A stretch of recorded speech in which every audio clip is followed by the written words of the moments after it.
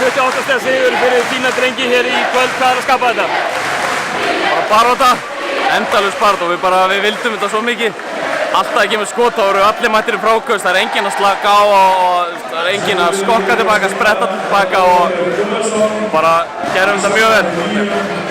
Komnir í 2-1 holu í seríunni, úrslitaseríunni.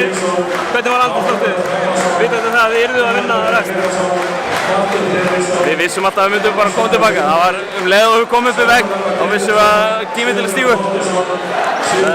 Svona aðeins að þegar þú kemur í KR-liðið fyrir þetta tímabil, hvernig hefur reynslan verið? Bara frábært, við líðum mjög vel hérna og ég hefði viljað spila betur og svo alltaf við erum með svo fárlega breiðan hóp, þannig að maður alltaf minnkuði mínúturna á úrslitakefni sem að maður skilur, maður bara nýtir sína mínútur og kemur inn á og gerir sitt besta, alltaf. Mikla fórnir í þessum hóp, væntanlega. Mikla fórnir hjá alls konar leikmönnum. Já, algjörlega, ég lofa því og spyr einhvern veginn á bekknu þá er hann vill að spila meira. Ég skal lofa því, við veitum okkar hlutverk, við veitum hver er inn og við erum bara lið, það er bara 5 inn og við stiðum þá saman hvað. Sjötti titill KR en þinn fyrsti, hvernig er tilfinningin að vera búin að ná í 1 chip? Þetta er geggjað, það er einhvern sem líkt, þetta er geggjað. Herru, til hamingju.